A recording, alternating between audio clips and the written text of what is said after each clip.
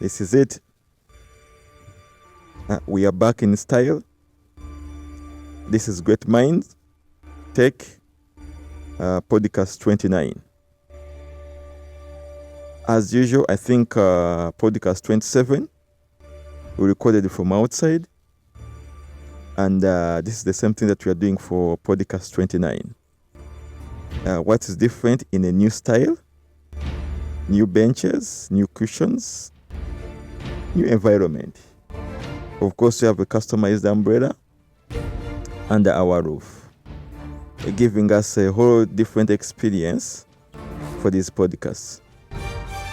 I know we had said earlier, we'll be in a position to tag video for this podcast. And this is, I think this is step 7 of 10 in creating a video content related podcast. So as usual, we'll go through the segments on what we call our agendas. And of course, we jump into the discussion. So to start off with, of course, we'll have our introductions.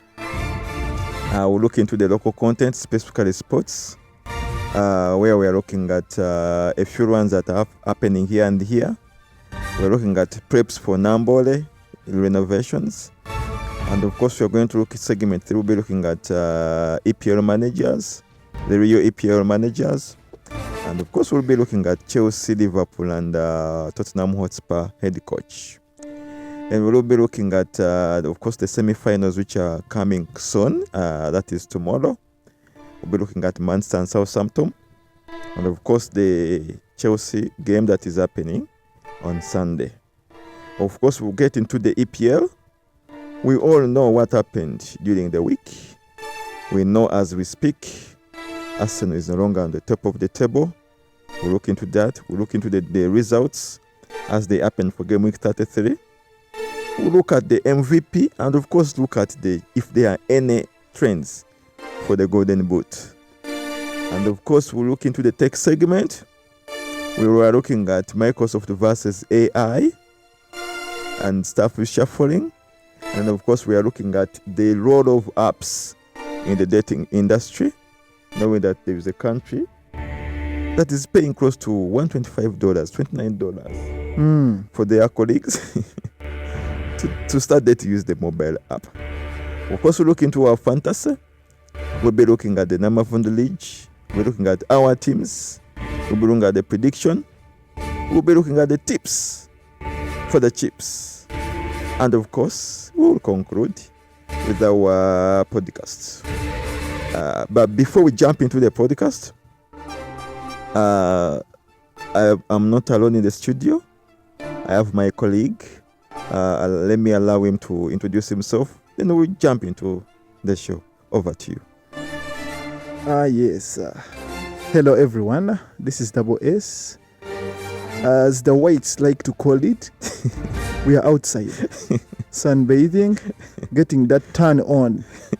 We want our melanin to do its job. Okay, off to you, JW. Yeah, let's get started. All right. So that is it from Davos. He seems to be excited with the outside environment. Yes. Of course, confirming the melanin, that is new to me, that it has to work. Yeah. Because otherwise we would be looking for, what is it called? That lotion that whites use for their screen. I've forgotten its name. Over sunscreen. Hey, yes. We would be looking for sunscreen. Yeah. I saw Kasuko bringing some for Zubeda when he went abroad.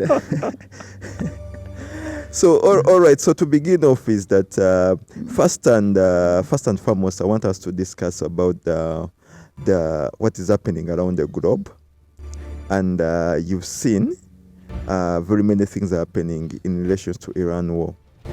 So apparently the war was supposed to end. I mean, the ceasefire was supposed to end. Unfortunately, that has not happened. And you know, a ceasefire is between two entities who chooses that, you know what, this is it, we can pause firing. But so happened that one of the side decided to extend this ceasefire indefinitely, minus the other party being part of this.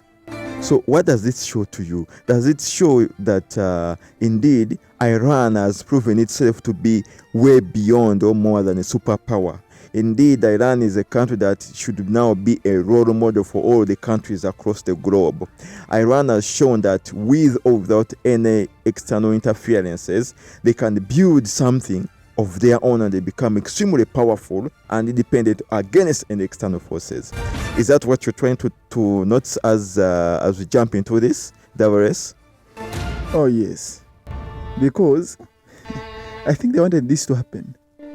I think they intentionally took their boat near the USA blockage so that they could get shot down. And they fall for the bait. I think it was a test.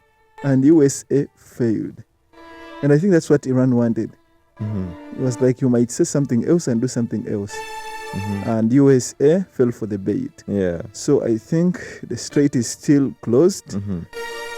And if you're out there abroad, home is always the best. Please come back here when the planes still have a little fuel to make a few trips. Otherwise, you are going to be stranded there and we won't have anything to do for you because no one is going to get on a horse, ride a horse to the shore, to the ocean, and get a canoe boat so that they can, pedal to where you are. No one is doing that. So, for the love of God, please come back early. Here we have our gardens. It's raining. It's a rainy season. So we are planting, have our food. So, but all in all, please let's support Iran. As we speak, you managed to harvest a banana today. Yes. Free. Just put it in the soil and let Mother Nature do its job. And then for you are there in the desert, yawning. You can't plant anything. Some of you, your work relies solely on fuel. So please don't get stranded there. But all in all, for me, I'm in favor with Iran.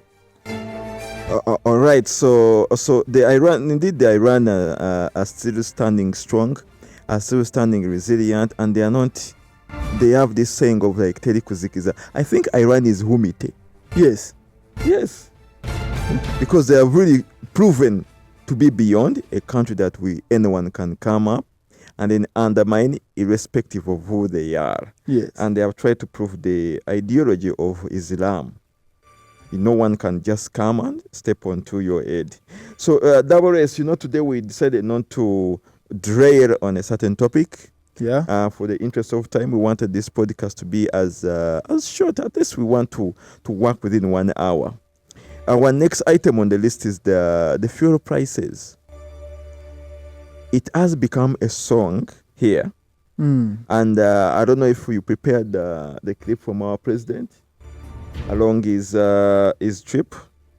I wanted us to, in preparation, to see if we can bring it up, such that we can at least try to, before we begin our discussions, try to see. But as it stands, it looks like the fuel prices are changing.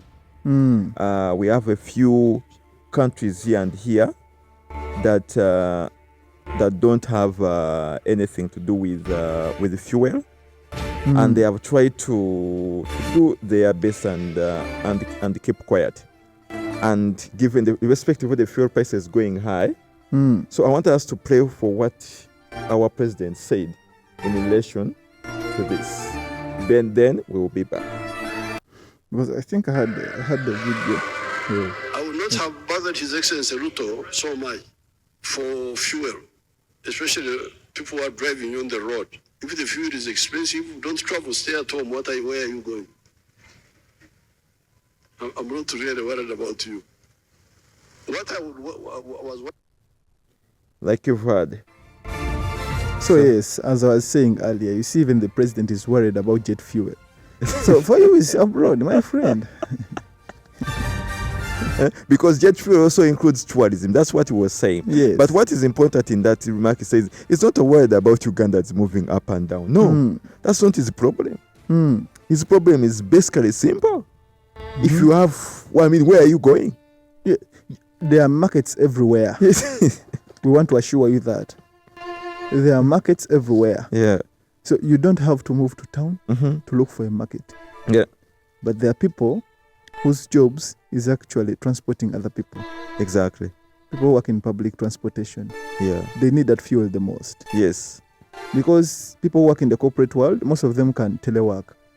So no need to go to office, and reserve the fuel for those who actually need it. How about the market vendors, the nakaseros, and the likes? Even those, they also need the fuel. Yes. But recently I saw, I think I was watching news, and I saw in the West Nile. Yes.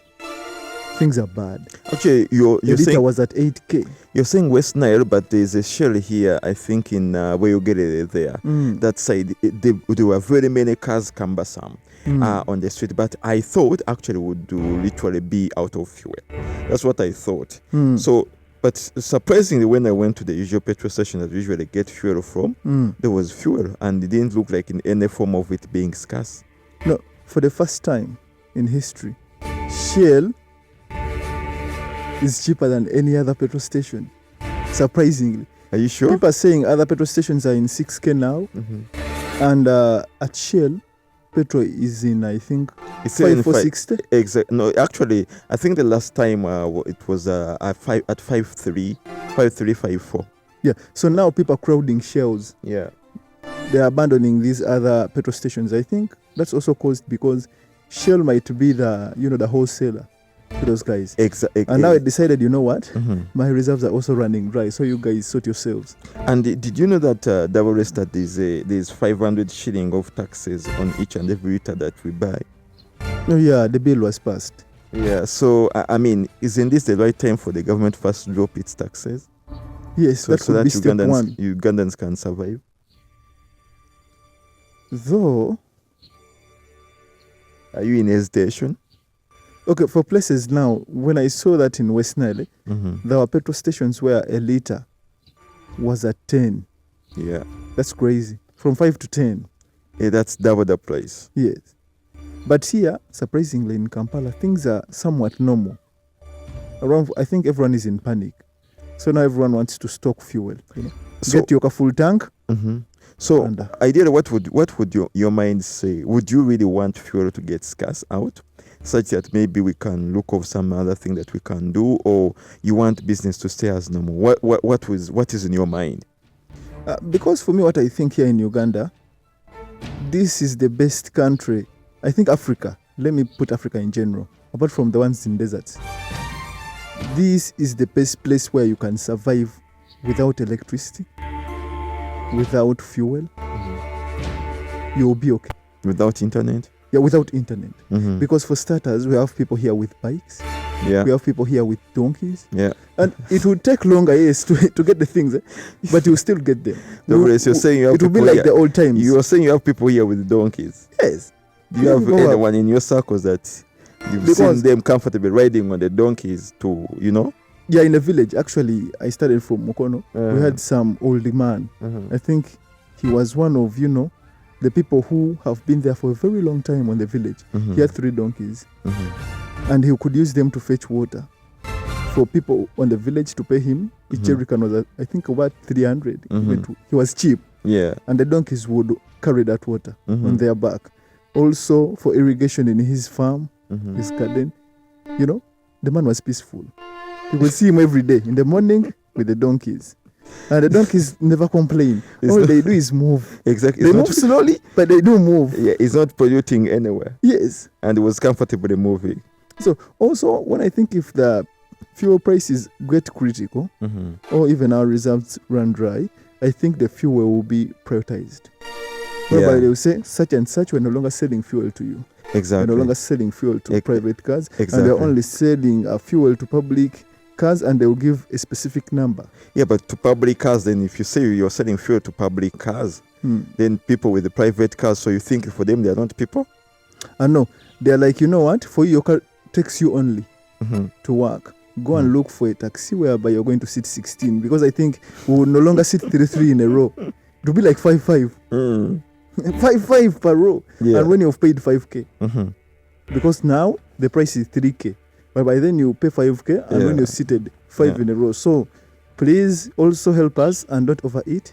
If you know you are obese, do some exercise. So how is eating related to transportation? Where the world is headed. Yeah. You know, even right now, when you sit with an obese person, you feel it, my friend. You feel it. They consume all the space.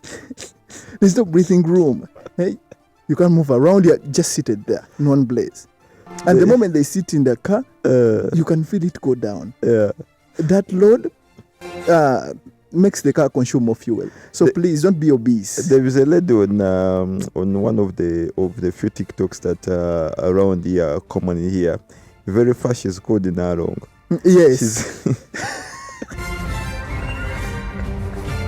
You know her? Yes, I know Narong. So now imagine sitting next to her in a taxi of like 3 people, and you're in between. You would suffocate.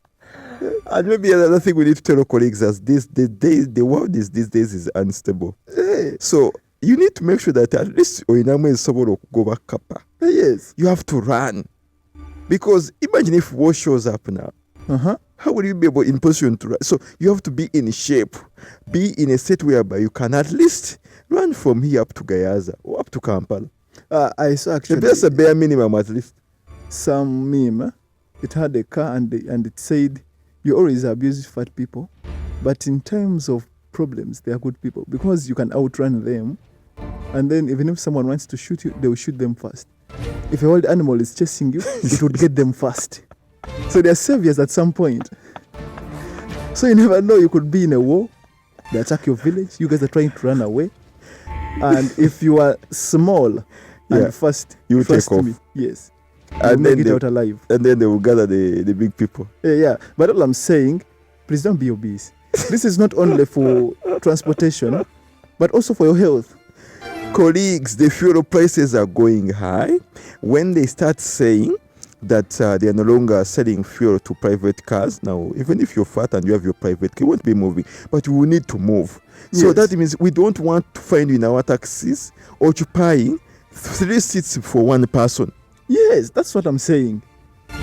So, mind your weight. Exactly. It's a time we need to save money when it be for future use. Yes. Because, so like the president says, if you're not going to do anything, do not move. And he needs the problems to worry in relation to a country. You're not. His worry is tourists and the aeroplanes. And also, I think we'll be okay since we still have power.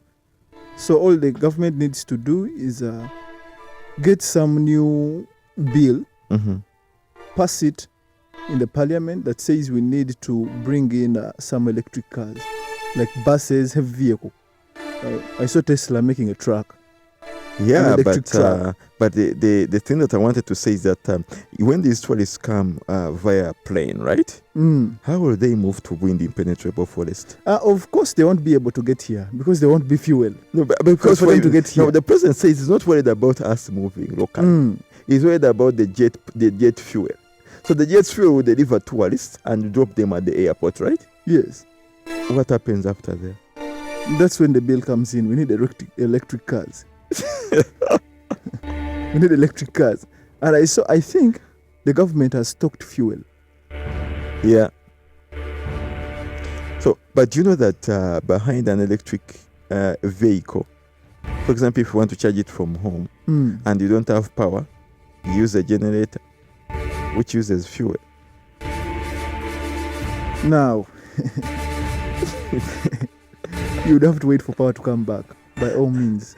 Exactly. And I suspect that even at some at the where electricity is generated, there are standby generators there. You ask yourself why. So ideally, this fuel thing and the transport, it's not necessarily jet fuel, because after jet fuel, then they will need to move. Yeah. And they will move to use road transport. Road transport is the kerosene, is the petrol, is the diesel that we want, which is spiking high. I think this is the high time the government to show us that they care for the people. That's where we get electric cars. You're still insisting on electric cars? Because here we have waterfalls, so we make a lot of hydropower. Yes. which doesn't need fuel. Yeah. So once you have electric cars, all we need is the spare parts, mechanics, and electricity. And electricity. So for you, you're sure that if you have electric cars here, we don't care whether fuel is no longer there. So have you ever imagined, because they are saying, according to statistics, that every time where fuel is dug from wherever underground, it is reducing. Have you imagined years to come where fuel will be extinct, the way Ugandan copper was extinct from Chirembe mines? Hopefully we won't get to that point, because right now we are diverting to other, fuel sources, power sources. For example, uranium. Here we have uranium actually. And the president said, he asked, was it the Canadians? What they are going to use the uranium for? And they told him to make electricity for people. A disclaimer, our viewers. He says we have uranium here. That's what the president said. He doesn't have any proof of that us having uranium. Do you know why Iran is being attacked? Of course, because of fuel. So are you trying to say if you have uranium here, we are in good hands, in capable hands to create a nuclear bomb? Of course. But on the positive side, nuclear power. Nuclear energy. Nuclear energy. Because our president is not interested in nuclear bomb. He said from the word go that he's interested in nuclear energy. Yes. So that's what you think. But anyway, moving on, because today we didn't want to derail on a certain topic, is that you've heard the story, I think we hinted about it some time back, about a $10 million smuggle into the country through a container. Yeah. And this container managed to pass through all those countries. And to our surprise, it was picked from here. Yes. Do you believe that was a true smuggle? Or it was some of the leftover money that we usually print? And FY, this money is in dollars. Is it real money or they are fake notes? And the person who discovered this money, who refused to take a grant, do you think their life is now in safe hands?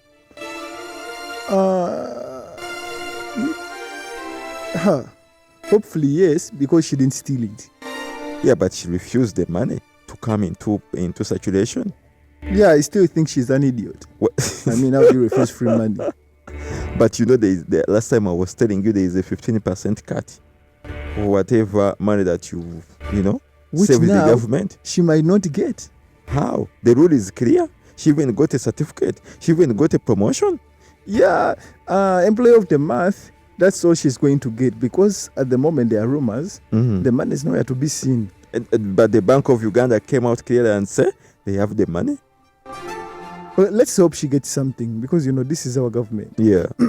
And also, whoever was smuggling that money, they are the dumbest scammers I've ever seen. Why? Because we've watched a lot of movies about money laundering and how to move money. This is not about from one place to another. How do you move your money like that? Through a border. It wasn't using in a container. Yeah. So how did you want them to move? Okay, you give us your conspiracy theory. If you're the one trying to deliver $1 million through cross borders, how would you have done it? One, the quickest way. No one, go through. They don't do investigations when you use Bitcoin. So you're saying that they would have invested this money in Bitcoins? Yes, whereby the money moves through,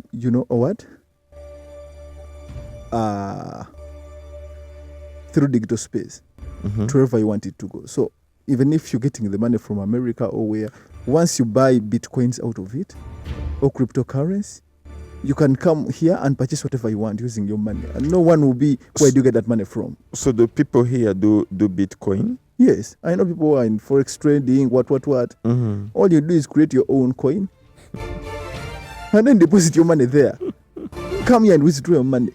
So that was one. So the second one? Secondly, you use other money laundering channels. Go to a casino out there in that country and tell people and make a deal with the owner. be like, we are going to sleep small amounts in the games that are being played. And once my money is all laundered, place it on this account. The money is legit. It was won through casino or whatever. Yeah. And you have your money, clean money. That's a good move.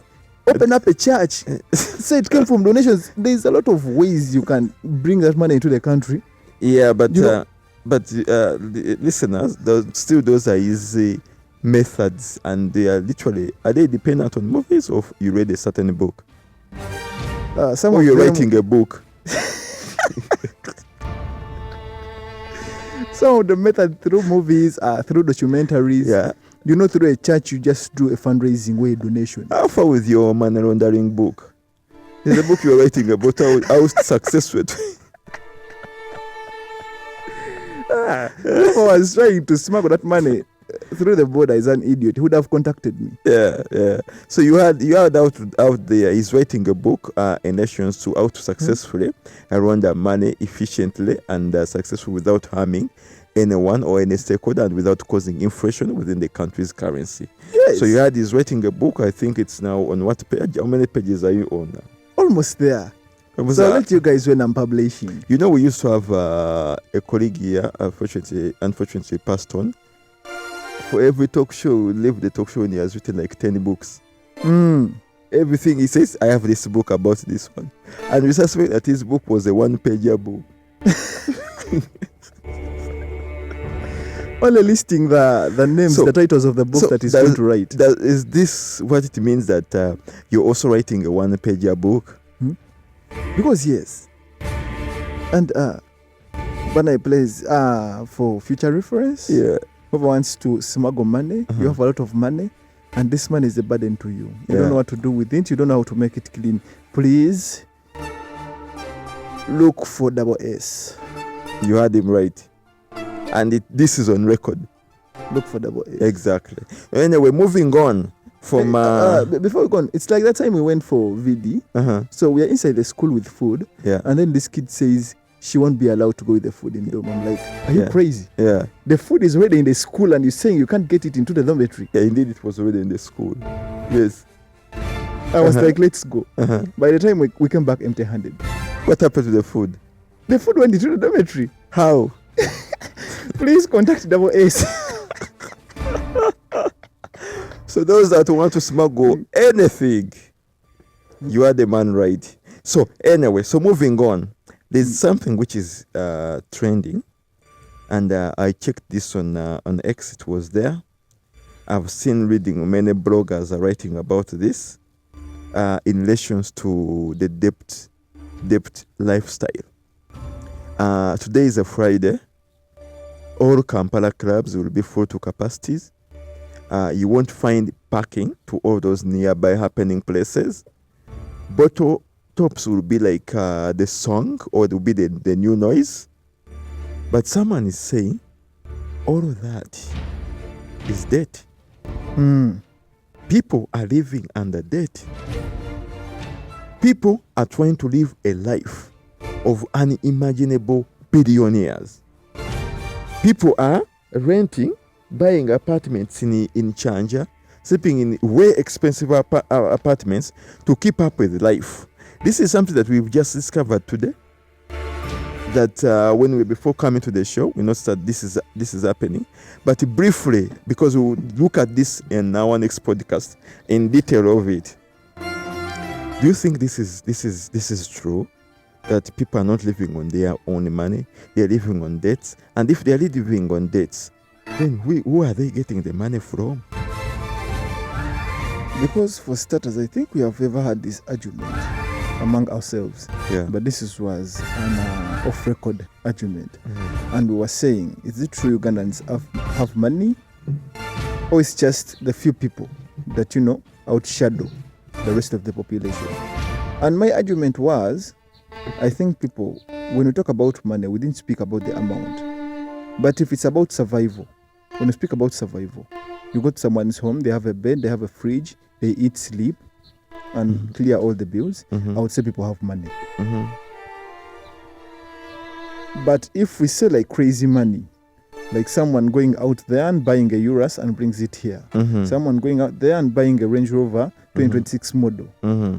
The last time we were in Entebbe, I saw one. 2026? 2026. The latest model. The latest model. You saw And one I was in like, Ebb. where do you get? Yes, in Entebbe. Where did you see that from? I don't remember seeing it. Actually, we had gone to pick up something from Victoria Mall. Okay. That time we left. Yeah. We And it's passed, we passed via one. I was like, are you serious? yeah, it's here in UG. Yes. Yes. That means that man must have made an order Over when the car was still in production. Over you were outside when you saw this Range Rover. I know, I was You here. sure you were here? Here in Uganda. You should. Did you take a pic? No, I did.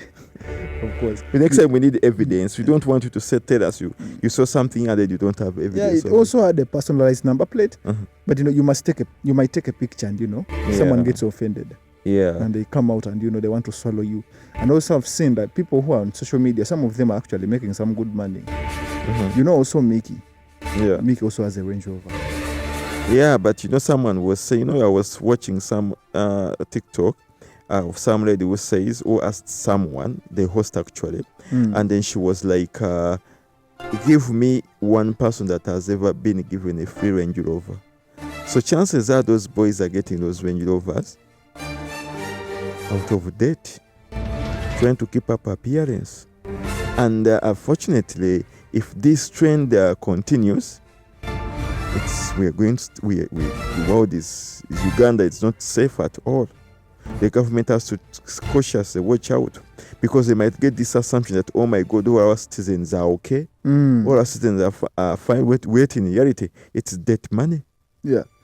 And to be honest, starting from the Gen Zs, my generation, to the lower generation, which is Gen X, I think yes. You saw, my young sister once called me and she already had dates. She's like, you know what, are you coming for video? I was like, yes. Then she's like, okay, the pocket money you're going to give me, please make an addition of this amount. Yeah. I'm already in debt to some friends and with a canteen man. Yeah. I was like, are you serious? In our time, when you don't have, you don't have. You do exactly. You accept your fate. Yes. You stay with posho and beans. Yes. But for her, when she ran out, She had to call. Yes. So that is Gen X? Yeah. By the time she called, she was already in date. I was like, are you serious? Yeah. I was like, you know what? We are going to chop off some of your pocket money and we clear that debt. No, you see, now there's still a month left. You can't chop off my... But I think when you put it like that, it might be true. People are actually in debt. I think 90%, you might find like 90% of Gen Zs, they are in a debt. Either it's active or whoever is demanding them gave up. It's like, you know what? I have given up. Yeah. I've demanded and I've given up because a lot of these microfinance businesses are showing up and they're not going away. It means they're making some money How off about that Ugandans. is that the money for PDM? Okay, that's also debt on its own. Exactly, but people they might PDM. have received this money to do their own self-investment and to elevate themselves above poverty. And this is one of the government programs, you know that very well. And even earlier today in the morning, you had someone saying that go and register and then be part of the PDM stories, etc. So, and PDM money is not small money. It's usually they give you 1 million per individual. Okay. Yes. Now, what if this is the money that is on the streets? And instead of buying goats or buying chickens to start up as the model is, they are drinking the money. No, also not drinking. Maybe some of them, most of them, make impulsive purchases. I have a friend, he's very close. So he get their salary is given to them in two lump sums. They give you the first half at the mid of the month because they know by that time people are already broke. Yeah, and then they give you the rest of it at the end of the month. End of the month. So the first 2 weeks. Yeah, and the first installment they gave him, he used it to buy a fridge. And when I asked, why did you buy a fridge? Do you know what he told me? My juice was going bad. Which juice? He was saying he was purchasing some juice, and if he purchases it today, by the next day, the juice is spoiled. So he needed a fridge. I was like, that's not enough reason for you. You haven't cleared rent.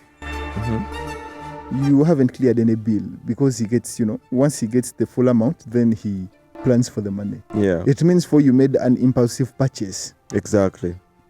which is the wrong way to spend your money. Yeah. So Davores, again, I would pose this question to you: is that do you think that we have been blinded by the lavish lifestyle out there, by what people portray, vis-a-vis the reality of what people who truly are? Because most of the Gen Z X, you're saying, they are trying to think that is how life is when they grow up. But you've heard it's a death life. Yeah, I 100% agree with you. Even it's showed when you go for videos. Those guys they tell you whether you look smart or not. So their first assumption or their first judgment when they see you is not that you showed up, is what are you putting on? Yeah. Are you looking cool so that their friends are going to talk about them? If not, they're like, for you, hide somewhere there in the car. Yes. Don't come out. Anyway, So when you get into pressure like that, in summary, Davores, yes, you'll be forced to buy things Uh-huh. that you don't actually need, Uh-huh. but they're going to make you look good. You will buy something that you're going to use once in a Yeah. whole year, Yeah. but it's expensive. Yeah. You want to smell good, so you go and buy a perfume of 500k. Yeah. 1 million, not 500. So 1 million. even 1 million, yet Yeah. you're getting a salary of 600 or 400. Yeah. That's a wrong move. Yeah. How can you spend your whole salary on one thing? Yes, all salary and more. Yes, on one thing. So all we can say, my advice to Ugandans, to people of my generation, be content. Plan your money accordingly. It's your money. You worked for it. Yeah. You sweated for it. And Davores, in addition to this, maybe we need to look at it also.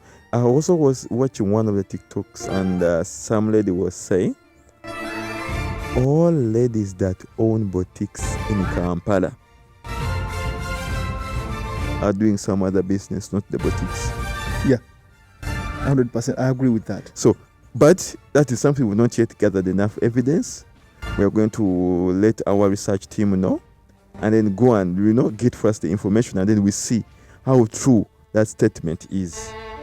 But you say you agree with it 100%. Do you have some information?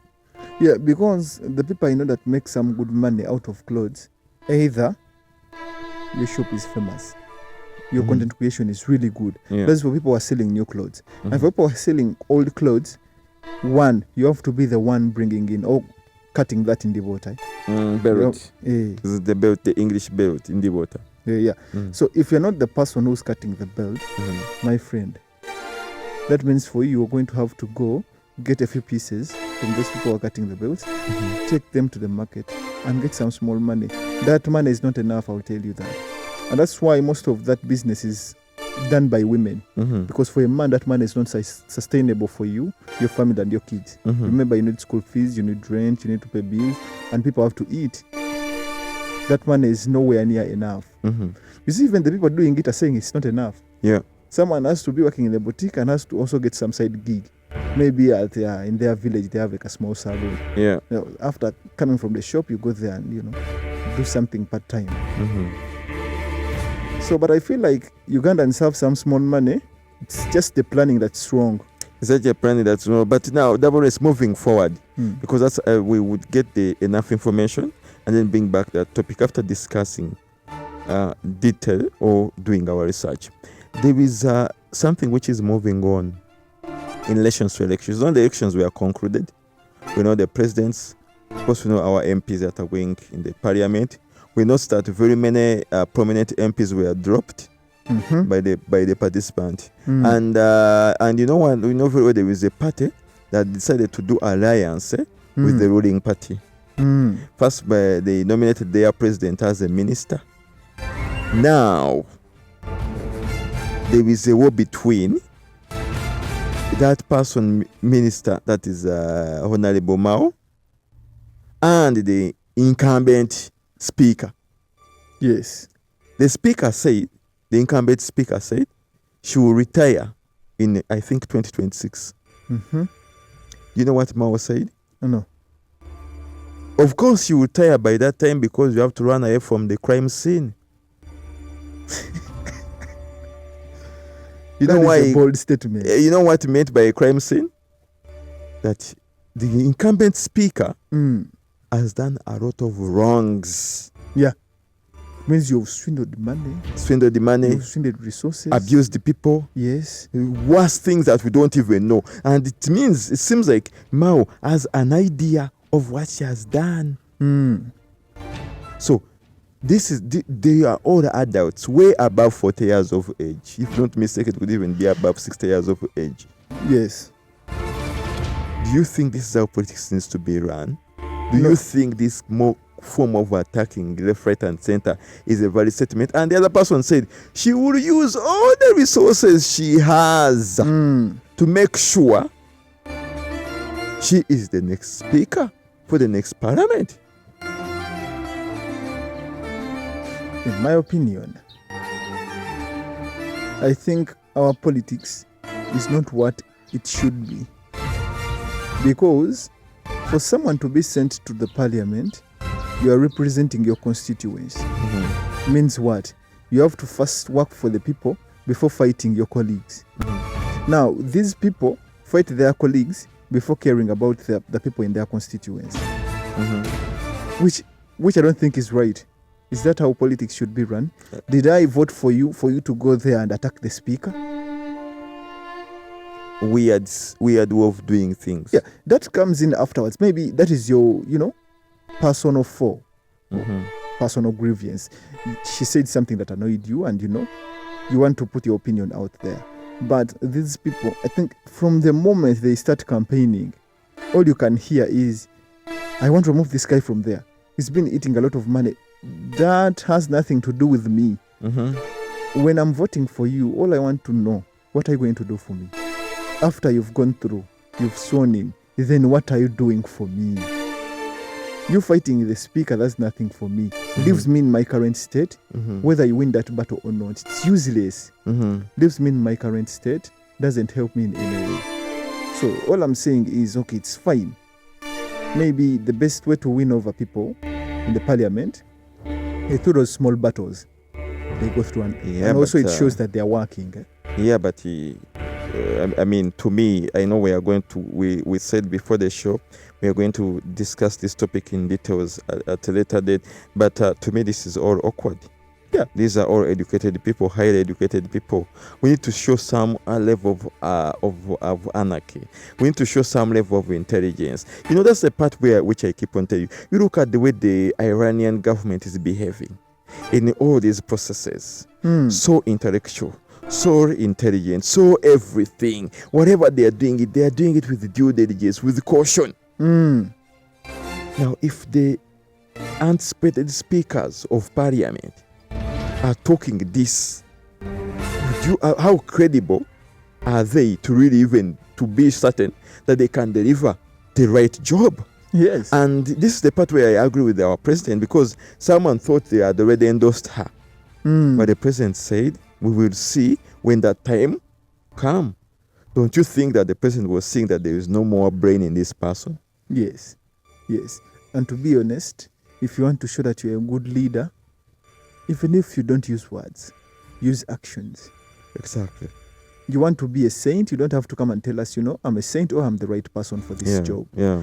You go out there, do your job, and if you're doing the right thing, you will see us supporting you. And surprisingly, she was saying that part of the things that she has done, she has tried to eliminate opposition in the parliament. If someone can wake up and brag of something like stupid like that, then you will know that they really upstairs have a problem. Yes. That one of my goals is to eliminate opposition in the parliament. If there's no opposition in the parliament, there's no government. Yeah. It's a dictatorship. Exactly. There's no government. And for her, she was boldly saying that I will try to buy off all, whatever, because there's an MP that they say. Buy? Yes. They buy them off. That is what they have been confessing. So that's why from nowhere you see someone stepping down. Exactly. The same thing happened to Magogo when he went to that property. Yeah. I think he was also paid off. But is that the politics that we as a country are proud of? Yeah, but is there a difference between Magogo and the current speaker? Of course, they're one person. Exactly. So moving on to sports. Colleagues, remember we said we say that this is usually it's a sports show and a tech show, but that doesn't stop us from being humans. Yeah. That doesn't stop us from being Ugandans. We are in this country. If you're paying water 4K, we also pay water 4K. If the taxi prices increases, so they will also affect us.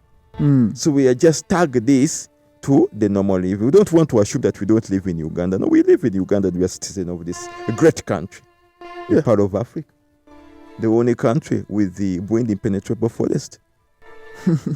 Many people have gone. Yeah, a lot of people have come here actually to see the gorillas. Exactly. You know, for us it's a normal occurrence, but for them, surprisingly, it's a miracle. it's a tourist attraction. Because you show me a gorilla and I'll be like, so what do you want me to do about it? You almost want to beat it.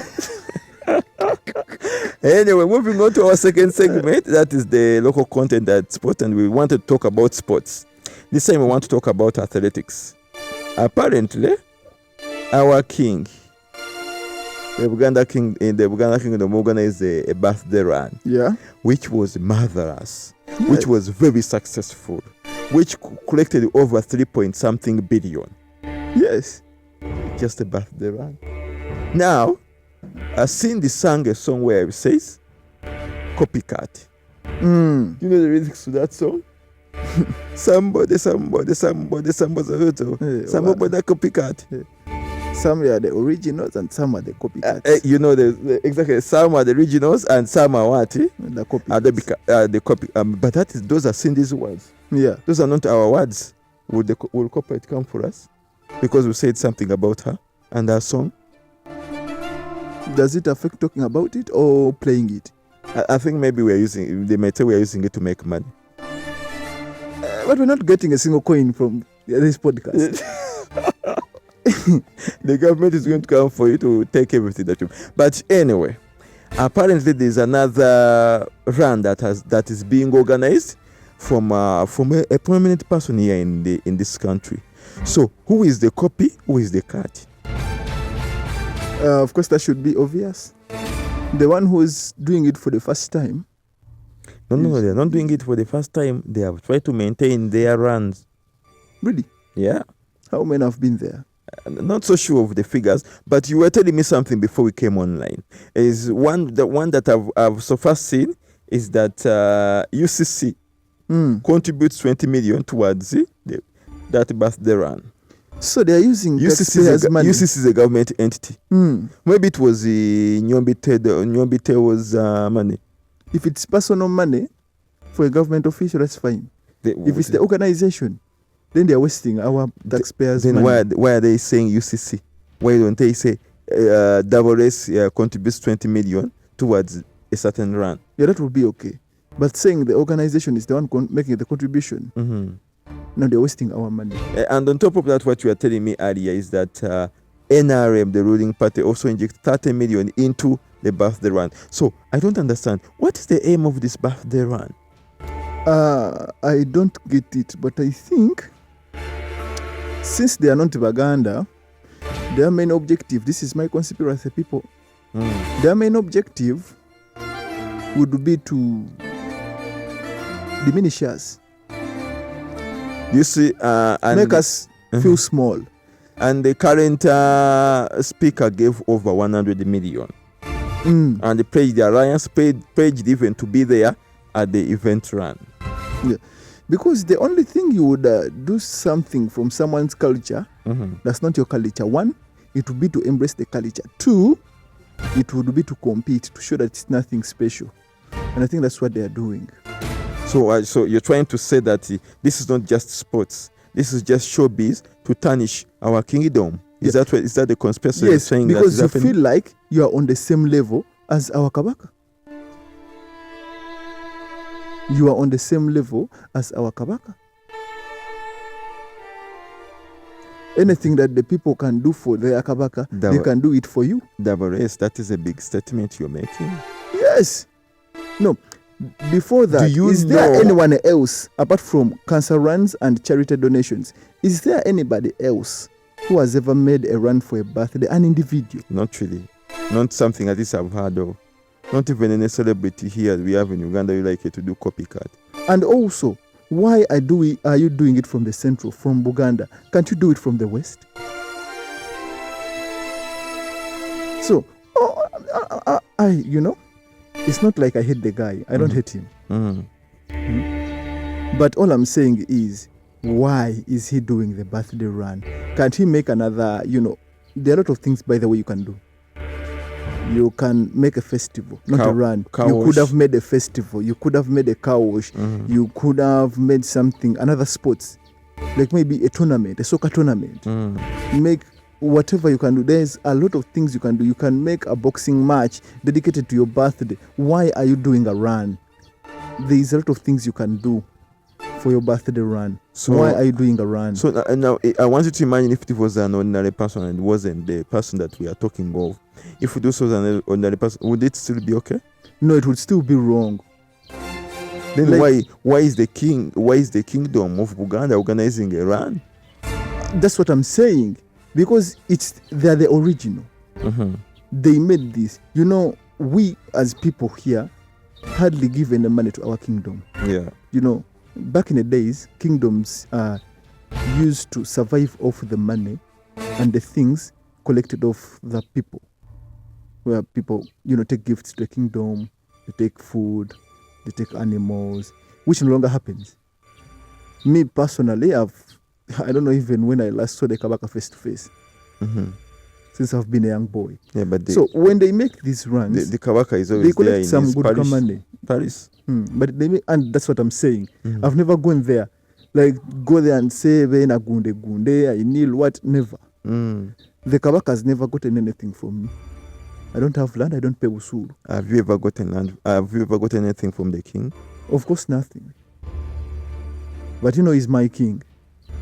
Your leader is your leader. King is supposed to provide for his servants.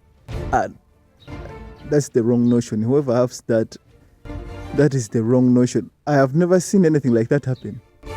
The king is more of a decision maker.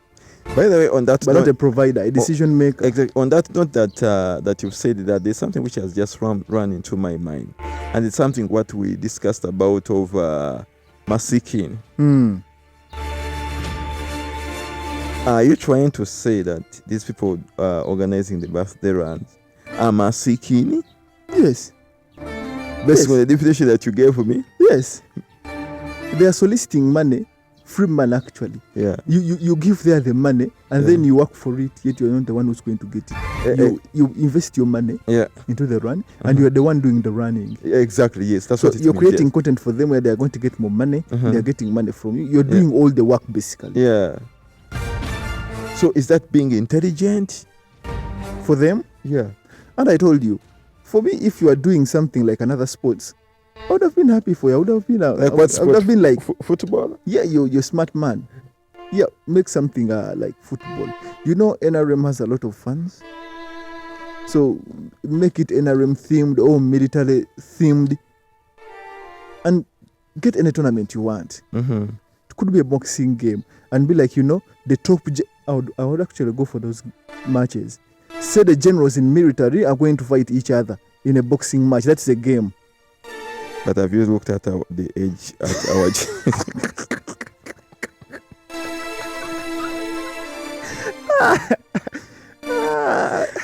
because to be a general, that's a weird example. Have you to be a general? Anyway, moving on. You wrap up on that. Yes, you wrap up. All I'm saying, I would go for those matches. Yeah. I'm telling you, if you ask for like a 20k or 10, I would be watching that match. Be like, CID here, over the head of police or what? Yeah, he's going to fight. He's going to fight this and this. The president. From the military. Yeah. Yes. Actually, even if it's the president, I would go and watch that game. So, you don't have to make a run. You're from the military. Yeah. Do something military. Yeah, exactly. Go and make that thing I've forgotten it. Where people skip a lot of things, you go over water, you skip balls, blocks. What is it called? There is a name for it. There's bungee jumping. But it's I know the one you're saying you're talking about. I've just forgotten the name. Has just skipped my mind. But I have an idea of what you're saying. But there's one thing that I wanted to ask, is that so all these runs, we are paying for them. Yeah. We are buying kits for them. Yeah. And we are doing the runs ourselves. Yes, ourselves. And we are celebrating someone's birthday. Yes. Is that worth it? How are we benefiting from this? For someone from military, is that worth it? For Kabaka, it is worth it. Why? As I said, he's my leader. A leader is not supposed to provide for me. He's supposed to make decisions. The president is your leader. Don't confuse us. Also, the Kabaka is my leader. No. No, I am a Ugandan and I'm a Muganda. So by tribe, the Kabaka is my leader. So by nationality, the president is my leader. The president is your leader by nationality. By tribe, you subscribe to the kingdom even actually, of Uganda. when we go into a village mode, we have our chair LC1 here. He's our leader. He's also our leader here. Even if you want water or power, you have to go to him. And he makes the decision for you. He doesn't give you anything. He just makes the decision for you. Yeah. You are worthy to get water. To get water. As if it is his water. Yet you're paying, Yeah. and then you put in transport to go and see him. Yeah. And then you might call him and he tells you, I'm busy. Yeah, come back next year. Next week. Yeah. Anyway, so as you round up on that topic, so question to you: Are birthday run valid?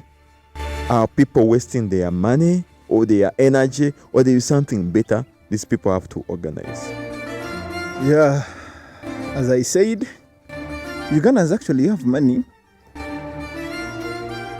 You are just bad at planning for it.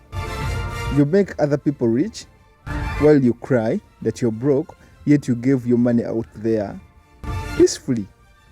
No one has forced you to give out your money out there for the run, whereby you buy the kit and then you can't run. And then you come back when you're very proud. I went for the run for someone's birthday. When you have your birthday, you don't receive a single phone call. So what makes that human being special and you a regular human? So I think people should open their eyes. Okay, that was actually, why I was suggesting a fight is why I was suggesting a fight. Yeah. For me to give you my money, I need also benefit. I need to enjoy.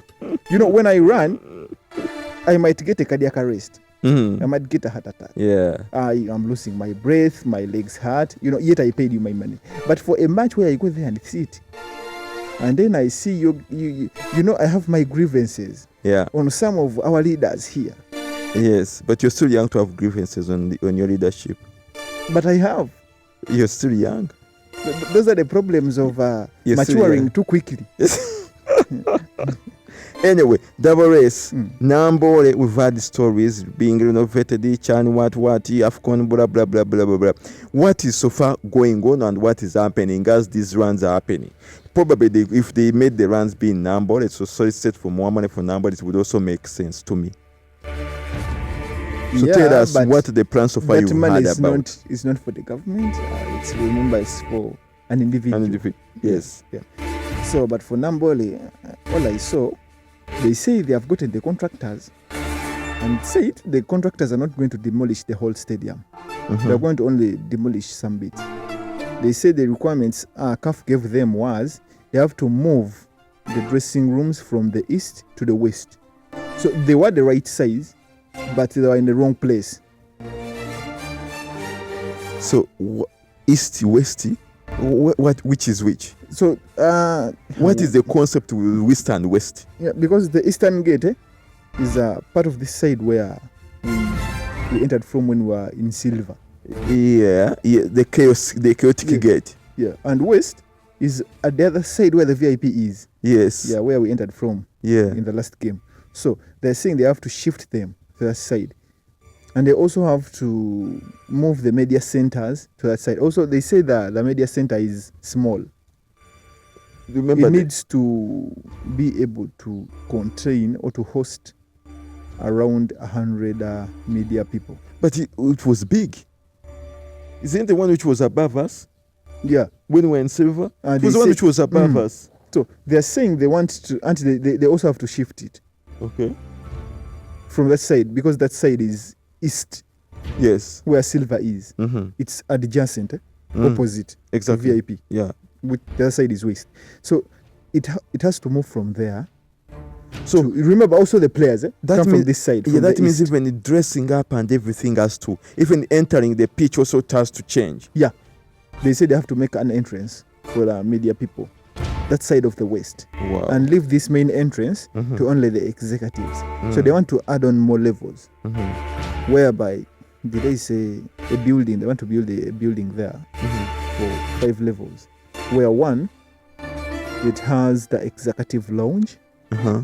I think for people in VIP, for people, guests of honor, Yeah. they go there and have their snacks, their halftime shows, Mhm. whatever they're having. And then it also has that media center. Mhm. So also things have to shift from the east to the west.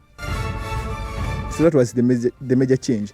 But I feel like everything was fine. This is what I'm saying. But the bare minimum, accept the bare minimum. Yeah. What was wrong with the players' rooms being from, the east? Because, that's where the vibe is. Remember when they are coming out? Yes. These people with the most vibe. Oh, yes, see them exactly. first. The other guys just sit and feel the S's and the etc. Yeah. So, but there's one conspiracy I want you to throw you into. Mm. What if all these proposals, Mm. all these suggestions have been curtailed? Could be.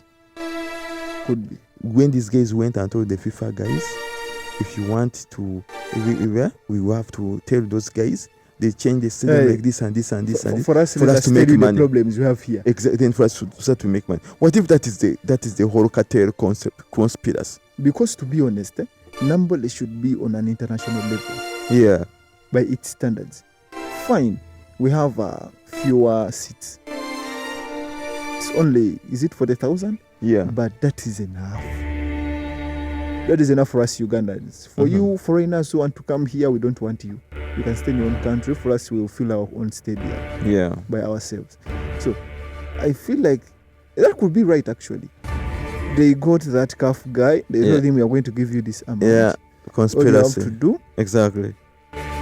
write on that form And they refuse. that A, B, C, D is missing. Exactly. So me, that is what I'm thinking, and we are going to really see where are all these changes coming from nowhere.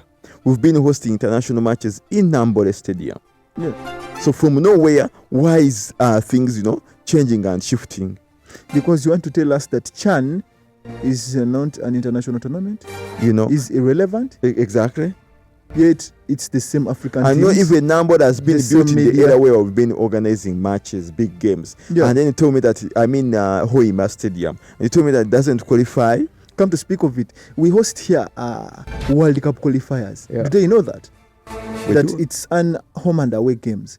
And all the home games Exactly. are hosted there at Nambole. Yes, and these are international games, FYI. Why didn't they tell us to change everything by then? And they come now when it's 1 year to preparation. And once I heard that they are not going to make a lot of demolition, I think it's a scheme to chew more money. That's what I think, because all they are going to do is build a few more blocks. And then this guy said, but they need to also provide parking for media. What's wrong with the parking inside? Actually, most of the times it stays empty. Which usually me, I don't know why they over insist on whatever, on their failures. But anyway, like I said, we could be here talking, wasting our saliva, wasting our internet, wasting our voices. Yet in reality, it has been curtailed. Yeah. That So, could be right. Anyway, that was moving forward. We are literally going against what we had said earlier. We're already 1 hour into the podcast. Whoa. Time flies. And we are just going to segment 3, and want to look at the EPL managers. This is a new segment that we are adding on because we are seeing that day and day EPL managers, I think that's the worst job to have in the world. As it stands, yes. Exactly. So as we speak, and as we speak, the Chelsea manager, that is what is the guy's name? Rosina, Liam Rosina, was fired. Now, why was fired? Number one, and that was going to give us your reaction. Okay. Number one, is that the guy has been having dreadful results. And he has only 11 wins in 23 matches across all competitions. This guy has received 6 consecutive defeats in a row. What a terrible performance. Brighton hammered him 3-0. In a row? In a row. Okay? And they have been on an immediate downward trend. Not like they are moving forward, but just on an immediate downward fall. So they are saying that it was unacceptable performance, especially the defeat to Brighton was described by the club as undefensible. On top of that, inexperience. And I kept on telling you, Double S, is that why would you be on a touchline in glasses? The man needs to see. No, in glasses on a touchline. So you're trying to tell me you're going to play football in glasses? Is that what you're saying? But his job is to coach, not to play. And also there are athletic aspects. They don't have these normal thingy that go in the ear. They have rubber straps. And also, finally, they are saying that the unstable environment, that his departure is followed by a period of massive spending. That this Chelsea has been extravagantly spending so much. So, all of these reasons that you're seeing, one question I want to pose to you before you give me your analysis, why that is needed. And you know very well we've watched all these games. Is it valid and right for Riam to have been fired? Yes. Justify. Reason number 1. I've given you my reasons. He has made the team worse than he found it. Please, our dear listeners, whatever you do in life, never make anything worse. Yes. At least leave it where it is, but don't make it worse. Or resign and go away. Yeah. Yes. He has made the team actually worse because it lost in Champions League. Miserably. I want you to add, every time you say lost, I want you to add the word miserably. They was losing 1-0. Yeah. But they was losing 7 goals. You're playing with Uganda Cranes? No. Exactly. So tag that word miserably. Lost. To a team that they managed to defeat in the Club World Cup. It hammered them. Was it about 8 goals? 8, yes. In total. And for you only managed to score 2 goals. And by the way, PSG is very easy to score, but hard to defend. But for you, you made it easy to defend against you. Actually, Chelsea has been, all the opponents that have been facing Chelsea has made it very easy to be defended. And also very easy to be scored. And if Liam came at the start of the season, I think Chelsea would also be in the struggle for relegation at this moment. Because by the time he came into the team, was it in the top 4? Yeah. Actually, they were literally at one moment becoming title contenders. Yeah. Now they're in the 7th. Yeah. Heading to the 8th. Yeah. Of Champions League football next season. Yeah. So I think him getting fired was justified. And also I think the board of directors were wise. They put in a clause in the contract. If you don't last this long, we won't compensate you for the whole of the contract. Exactly. We only compensate you for 1 year. Yes, and that is also something which is roaming, but we'll get more details about it, that is not going to be compensated for the entire period that you had signed. It was not going to be compensated for 1 year, which is, to me, I mean, you're fired, then why should they compensate you anyway? Yeah, because what we are telling him is, you're using the same players as the previous coach. That means what is wrong with the team is you. Yeah. The same players that were performing very well exactly earlier are now performing terribly. That means the problem is with you, the coach. The only new aspect that has come to the team, not the players. And also, I don't know. I've also seen, Chelsea players, yeah, have been very low on motivation. Exactly. I think, to me, they've been looking like they are being coached by a teenager. That's how they have been acting on the pitch. All the frappe, Parma is losing balls like nothing. I mean, no one is equal on form in Chelsea. They are all flopping. Yeah. And you keep on saying that that's a coach style. But anyway, moving on to Liverpool coach, that is Ancelotti. So far, he managed to hammer Everton. Yeah, Derby, but a narrow win. Yeah, it was a narrow win. And he hammered Liverpool comfortably 2 goals. I mean, he hammered Fulham 2 goals. Yeah. And then PSG hammered him home and away. 2-0. Man City hammered him 4. What is the state and the status quo for Ancelotti as Liverpool manager? Things are looking bad for him. Because I'm still in support of the statement I made earlier. He managed to nick off a trophy off the team that Jurgen Klopp had built. So he managed to get a trophy. Because in that season, he didn't make a lot of changes. Then we came to a new season where he has made a lot of big changes. Brought in new strikers, brought in new defenders, released some few players from the midfield and made some rotations. And after him making his rotations, the team got worse. The team became bad. The team is now on prayers to qualify for Champions League. The team that aren't they the former champions? Yeah. How do you come from being a former champion to someone who's now, fighting for the bare minimum to qualify for the Champions League in the 5th spot? So I feel like if this season he might make it to Champions League, but he might not survive the next season. He might survive this one. The next. So you feel like Ancelotti is still around. Yeah, but, for this season. For this season, but and next season, start of the next season. They're going to start looking for a new coach. But once this trend continues, you have to. I think even before this season ends, he should be a very ambitious person and start asking for some interviews left, right, and center, just to be safe. Interviews. That's how you take it. Anyway, Double Race, how about the new coach for Tottenham Hotspur? And in relation to its performance, they lost, they drew. What do you think is next for him? And given the fact that they are near in the relegation zone. I know we all want money.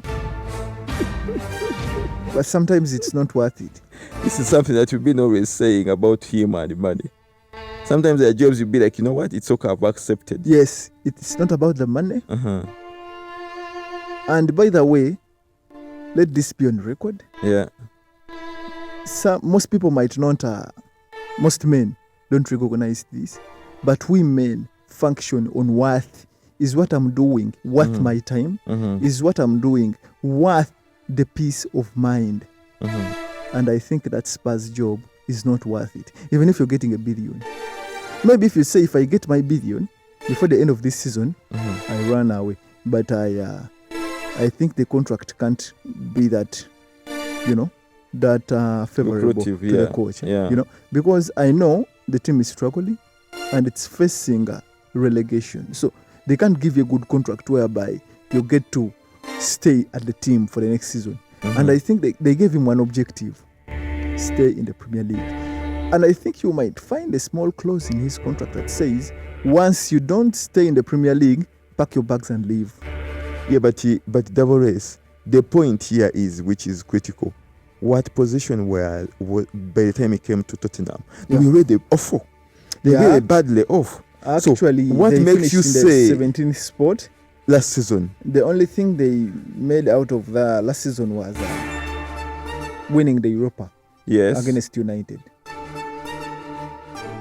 And this season they made it to Champions League, but but for him he hasn't made the team worse. The team was already crumbling by the time he got here. So the building was already falling, and he's trying, to support it with a few logs. But I think this building might collapse with him inside. I know I said we like money because he was unemployed by the time they called him upon. So So he was like, hey, here's a job. I've been unemployed for a while now. Why not take the job? But my friend, the unemployment you are in was better than what you're going to face in the near future when you collapse with this building with you inside. So you think the coach is likely to face career issues? Because, this is a tough job. You have one objective. Yeah. You need about 3 wins for you to stay in the Premier League. As it stands now? For the remaining 5. So what happens if the other fellows in the league, because you know the very well there is West Ham And Nottingham Forest. And they are showing you how they are on form. Into relegation. And the best candidate to drag would be West Ham. Because West Ham still has Man City and Arsenal. If I'm correct. And for you, your fixtures, Spurs fixtures, are slightly better than West Ham's. So all you need are 3 good wins, and pray that these people who are in a trophy contest, the title contest, that they hammer him. Once they hammer West Ham, 3 wins are enough. You need 3 out of 5. But things are about to get tough, especially when it's like 2 or 3 games left. That is when he's going to start feeling it. And I think maybe he took a chance on himself. You can't blame him. Always, if an opportunity shows itself, please grab it. Always grab it. You might fail, you might succeed. Just take a chance on yourself. I think that's what he did. So, Davares, Spurs tomorrow is playing with Tottenham. We'll discuss these matches at a later date. He's playing with Wolves. They have Aston Villa. They have Leeds. They have Chelsea. And finally, they have Everton. That's how their remaining games appear like. Tough games. You have Everton. Aston Villa. Tough game. Aston Villa. Leeds. Leeds. Okay, Leeds. Leeds, they might be lenient to you because at the moment, I think they have already secured their spot in the Premier League in the next season. But for Spurs, and okay, when you talk about their last game, they were a bit enthusiastic. When they came into that game, you saw them, they wanted the win. And you saw Xavi Simons crying when they got equalized. So that shows the passion you came into the game with. And I don't know why they're applying this passion at the end of the season when they had about how many game weeks? 34? Yeah. They had 33 game weeks. 33 game weeks so far. Yeah. To show that passion, and it never showed anywhere. Now when things are critical, they bring out that passion and they are saying we want to stay in the Premier League. I think the player should also go for the safe exit, whereby go out there and play your hearts out, show your skill, and pray that a club in the Premier League will pick you. Yeah, even if you're going to be on the bench, you'll still be in the Premier League. You know, surprisingly, I was seeing when they were scoring goals, it's as though they were scoring goals to win Champions League. Yeah, you see how they celebrated. They would be like, oh my God, this is it. We've made it in the world. You're in 18th place and you're celebrating. And that's what I'm saying. They need these games more than anyone. Very weird. But anyway, that was, as we jump up from the managerial segment, I want us to briefly talk about the semi-finals, and we are going to jump back into EPL with now starting with the Arsenal and Arteta and the Cup. Okay. For starters, the semi-finals, we discussed about this, I think, in match week in podcast 27 or 26, around there. And we're looking at Manchester and Southampton, Chelsea and Leeds. You know, Southampton reaching here, hammered Arsenal. Don't forget that. Yeah. Now, the semi-finals are happening this weekend. I want you to be specific. Are we seeing a shift between Man City and Southampton? Briefly, before this game is going EPL. to go as most of us are predicting it, are anticipating it. Man City is going to go through. According to what I've seen, Man City wants each and every game. Double race. I want to a point of correction here. Arsenal is no longer in the big leagues. What happened to the game? We know very well when Arsenal was playing Southampton, there was an area game that we are watching. And that game had so many goals. What was your statement? Your sentiment was, and I recall, was like, we don't need to watch this next game. Because I had hope it is in obvious Arsenal. Assassin is going to. I mean, if this has been hammered like this, it is obvious Assassin is going to hammer. So here, aren't you going to be disappointed that Man City is likely to literally be weirdly hammered? No, I suspect not. Because for Arsenal, I had a hope. Because this is Arsenal we are talking about. Apparently, Arsenal has become a flop. Arsenal can score open play goals. Yes, that is true. But we are going to discuss about Arsenal. But when you look at Man City's form, Man City is a predator. The rest of the clubs are praise. Okay. Whoever is facing Man City is the prey, and Man City is the predator. I know NLO, I've been double S, we discussed this, but I'm going to just bring it up here, such that when we go to the other side, we don't discuss about this game. Is that because you're saying Man City is a predator, whoever they are playing with is a prey. Were you shocked by the results of the Burnley game against Man City? That game ended 1-0. Man City hammering Burnley. Burnley is in 19th place. Yeah. Regardless of the position of Burnley, I was shocked. I thought that Man City would get a comfortable win with a difference between their goals of about 4, minimally 4 goals. But was only 1, scored by Haaland from an assist from Doku. Yeah. So I sat there watching the game. Around the 60th minute, they took Semenyo out. I also exited because he was my captain. Oh, the captain branded you again? Yes. Okay, first person, we'll get into that segment later, yes. So with my frustration, I decided, you know what? I am sacrificing my sleep for no good reason. So I went to and I went and slept. Yeah. So, don't you think you're going to be surprised by Man City and Southampton hammering Man City? No, I doubt that. So you still strongly believe that Man City is going through? Yeah. Comfortable win? Comfortable win. All right. Then Chelsea versus Leeds, given the fact that they have just fired their coach, I think they now have an under-14 coach, if I'm not mistaken. If they have fired the coach... They did fire him, so longer now. Yeah. Yes. Since they have fired the coach, they have a possibility of shocking us. Chelsea is a strong team. Yeah. I don't know, for some reason, somewhere, they start to play as if the players are tired, as if the players are not eating enough food. But in reality, Chelsea is a strong team if you find them on top of their game. So if we see that the top of their game, the one that we saw when they are facing PSG at the Club World Cup, things might become fun. Because also Leeds has proved to be a very good opponent. Yes. Hammered Manchester United. Yeah. Has hammered a lot of big people. Yeah. Hammered Man City, you remember. Was it a draw or it hammered them 3-2? Who? Leeds. So, Leeds hammered Chelsea. So this might be a good game. So chances are Chelsea's its dream of getting any silverware is ending today.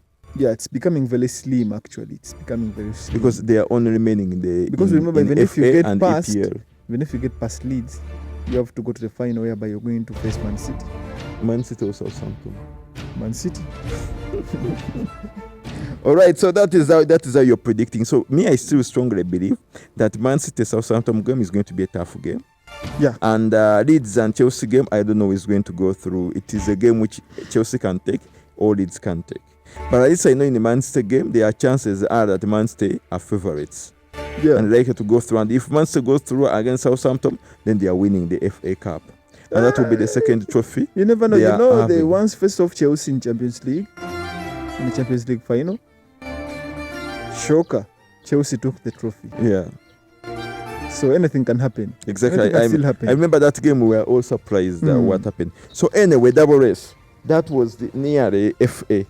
I want us to go back to the EPL. And this time, EPL, I want us to begin with the Arsenal. And its flop performance with Manchester City. Knowing very well that the game that they were in was a title contender match. Knowing very well that if they lose that cup, if they lose that game, things are going to be bizarre for him. And I want to quote on his statement against that game. And he said, honestly, this is exactly where you see if a team truly has the mentality of champions. And right now, Arsenal doesn't look to be one. To lose focus and drop points from the game away at Etihad against Man City, especially knowing how crucial every point is at this stage. That is not just disappointing, it is a disgrace. Unbelievable from the side chasing the title. You cannot talk about winning the league and then deliver a performance like that when it matters the most. This is the moment where you have to be clinical, disciplined. But now, you want to rely on miracles and playing City lose games. I am beginning to really fear if these guys actually have what it takes to get over the line and win the league. Because, let me tell you, right now, champions do not do this. Those are remarks from the legend. Those are remarks from the Invisibles. Those are remarks from the man who scored each and every goal that Arsenal ever needed. That is the man that made Arsenal reach its first final game for the Champions League. That is what he's saying. So, where is the fate of Arteta? Where is the fate of Arsenal in relation to EPL? Before I defend Arteta, okay, I'm going to defend Arteta either way. I'll start with that comment. Yeah. Saying that where, to quote him, he said, Yeah. champions don't do this. Yeah. There's the only thing that makes you a champion. Yeah. When you win Yeah. the trophy. Yeah. And before you win that trophy, and if you have that weird mentality that I'm a champion, Yeah. that leads to losing actually. But he is a legend. No. You know what makes Guardiola a champion? Uh-huh. Have you ever heard him call himself a champion? Or No. Klopp? No? Their statements were, every game is a final. Exactly. That is, I I remember. celebrate after the win. Exact. And the jargon, and I quote very well, it said, every Premier League game you play, whether it's the first game or the last game, every game is treated as a final match. Yes. So if from nowhere for you had made Arsenal the champions, even before they got the trophy, that's why you're in depression. I want to tell you that's why you're in depression. Who is in depression? Arsenal fans. Because most of them, I've spoken to some people actually out there, and they're saying they want Arteta gone. Yeah, but it's valid. It was one question. You cannot be second for 3 times. Do you in a know row. where Arteta found you? Well, whatever the Do case you know where is, Arteta found Arsenal? whatever the case, it's evident enough. Dawares, you need to also believe in statistics. If the same stone knocks you today, okay, and tomorrow it's the same stone which is knocking you, who is dense? No. First answer me. Who is dense? Sometimes you're not dense. Sometimes you're focused on something else. You know your focus is somewhere else. You're being distracted. No, because check this here. We've been second. You know how many times we've been second?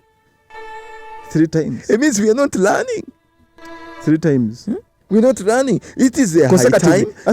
It could be like 5 times. I agree with each and every statement from the legend, from New Theory. No, I don't agree with him. He's very right. For starters, Arsenal fans need to show some gratitude towards Arteta. You yourself, you keep on saying here that someone has, in the dying minutes, when they have added in that extra time, you're like, this is the time whereby at least you break your leg. Yes. Is that how Arsenal is playing? And, you've watched all Arsenal games. Is that how they are playing? And is that the coach's fault? Yes. How? Yes. Why is Riam, the Chelsea coach, why was he fired? Because ever since he came on, he was the only new factor in the team, and the team became worse. Did you see Noni Madueke is a struggle with the O'Reilly? The guy is a flop. The Semenyos were there. And he went for Madueke. And then he went for Madueke. Could have been a budget issue. No. Semenyo was more expensive. Semenyo wasn't expensive. For 60M, was it? The people there, the good guys are there. Even same thing applies to Man United. You're buying weird players. No. Cunha top notch. Did you see the goal he scored? Belmo. Top notch. Anyway, bottom line is, I am an Arsenal supporter. And like Henry says, I don't want to start counting or doing mathematics. If Manchester beats this one, we're going to win the title. If we lose here, we're going to be the... You will be shocked that this weekend Arsenal could draw or lose. Yeah, against Newcastle. Yeah. And once you'll be shocked that, there's no more question. Oh my God. You've lost the trophy. And there is some AI that was, it's called Opta. It was used to measure Arsenal's chance for winning the Premier League. Based off the remaining games they both have, and based off the current positions they are holding. Yeah, that was before the Burnley game. And this AI confidently said Arsenal still has a 73% chance. Wow! No one in that studio believed that. They were all in shock.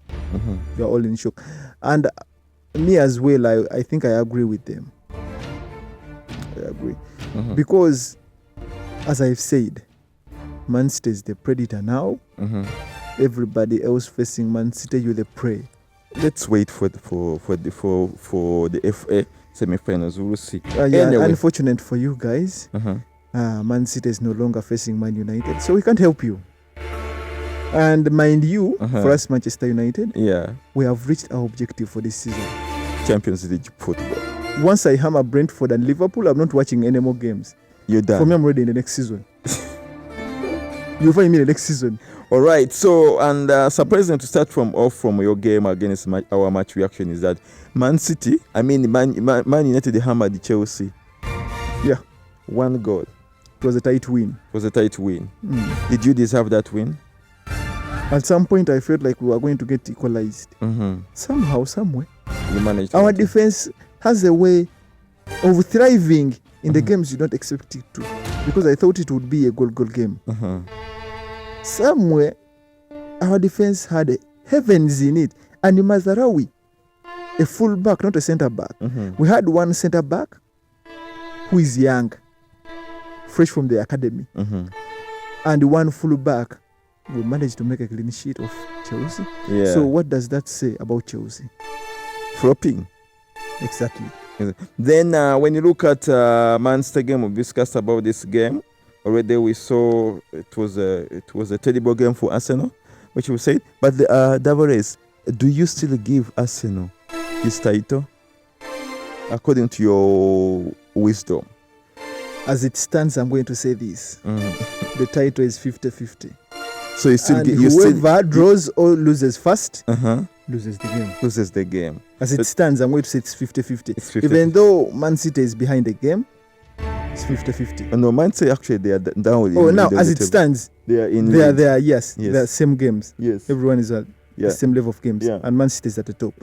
Same points, same goal difference. So all I'm going to say it's 50-50. Arsenal has a chance of 50% chance of taking the trophy. So does City. Okay. Then Brighton hammered Chelsea. 3 goals to nil. Yeah, and that was the deal breaker for Liam.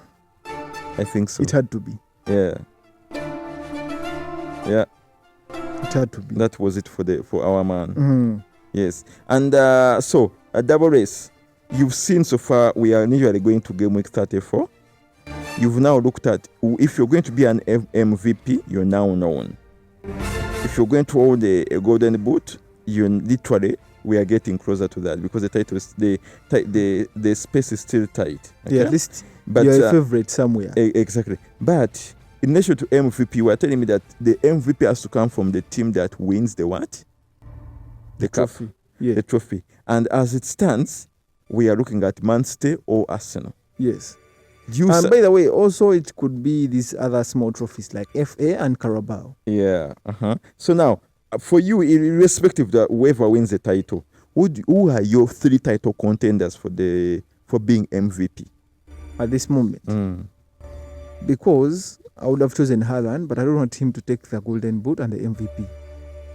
No, that doesn't matter. You can take all. You choose your best 3. But number 1, Haaland. Not Timo Salah? No. Okay, Haaland.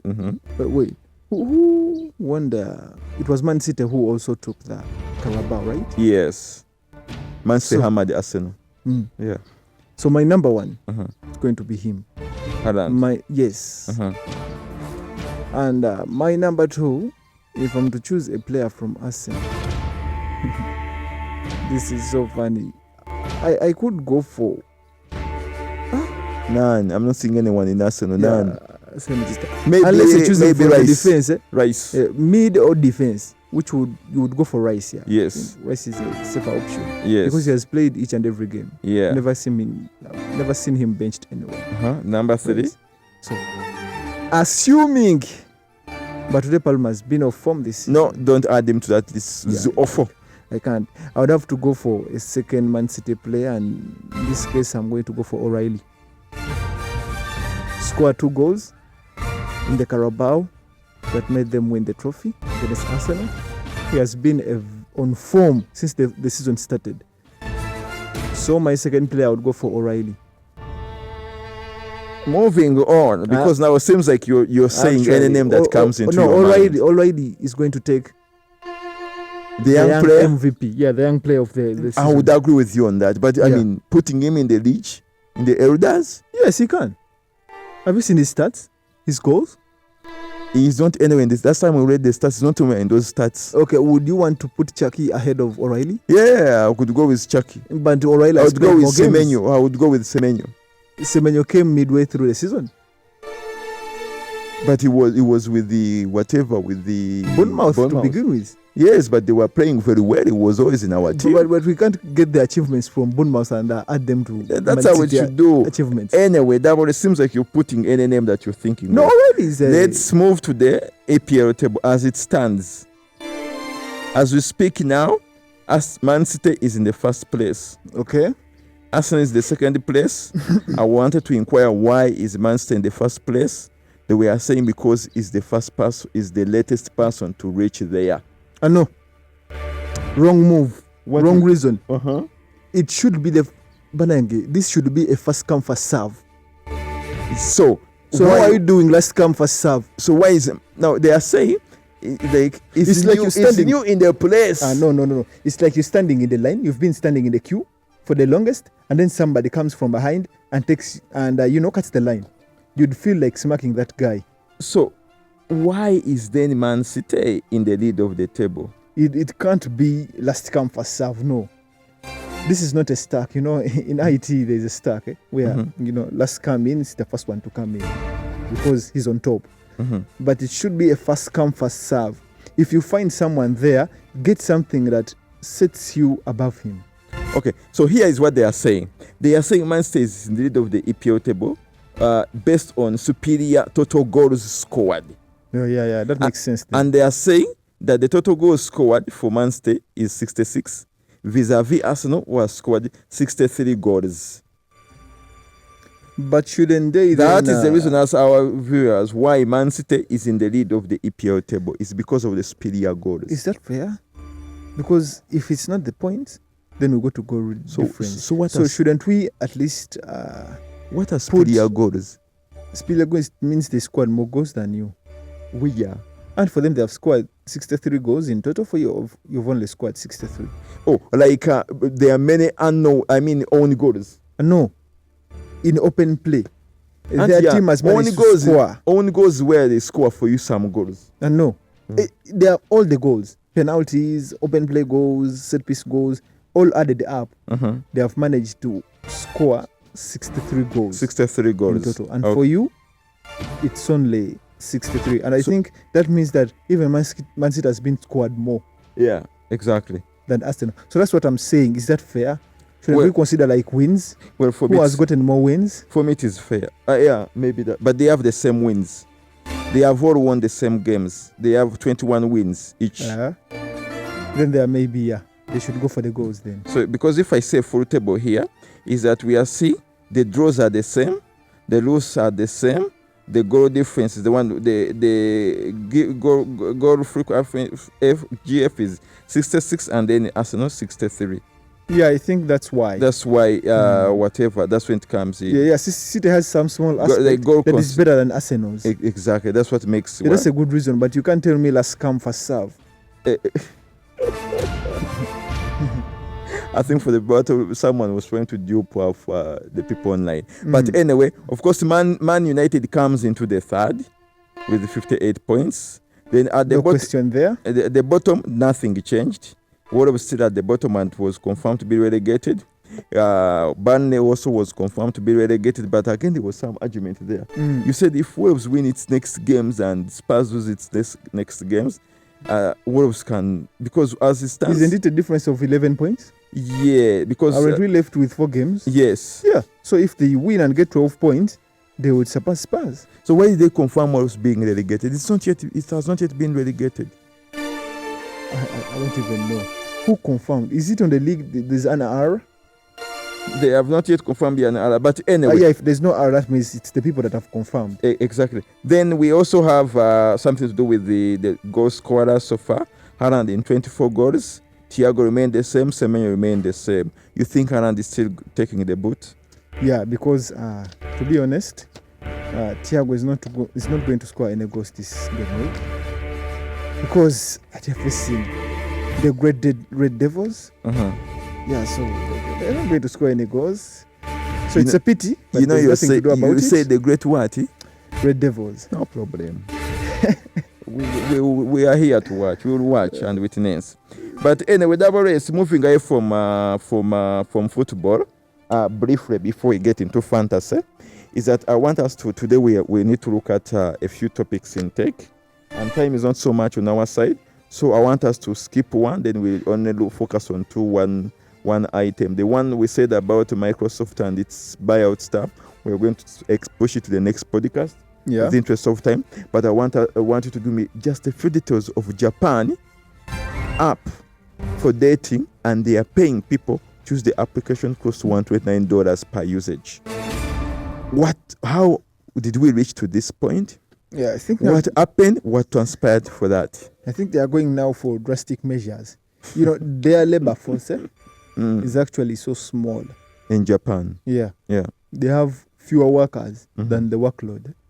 So actually they wanted to designate some districts, I think they call them prefectures, to bring in immigrants from Africa, which the natives refused. Say they don't want, foreigners in their country, because these foreigners would have to go there solely for work, whereby they give you a whole district for you foreigners. Don't cross over to other districts. All you have to do is move from your home, work, come back home. That's it. So which was, the proposal was denied. So I think now they are trying to go for some drastic measures, whereby they like, if we get people to produce more, in about 15 years, it might be child labor, but you have a valid, labor force right there. So, yeah. And also, I think, but, I don't think, the rating apps are going to work. Because even the countries that I've seen that are, embracing this technology, people are saying they find a lot of creeps online. Yeah, you find someone, they're cute, they have a good profile picture, they have a good bio. When they are serial killers. Yeah, good bio, yeah. But when you meet them in person, they're freaks. Yeah.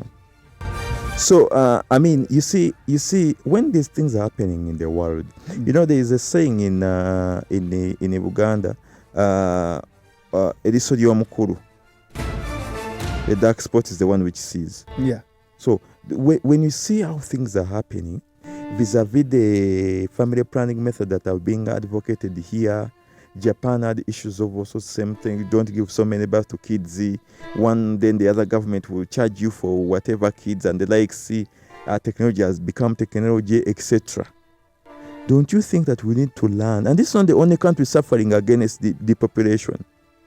And they are soon vanishing.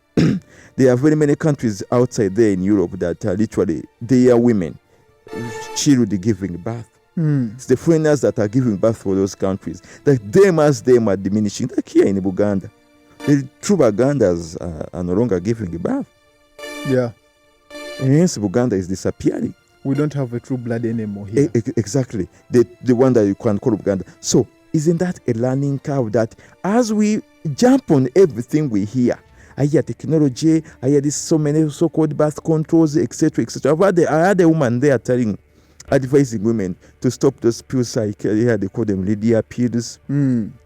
This so-called family planning that they have made women hustle to get pregnant. Yes. So, and these methods are not inventive or innovative of Africa.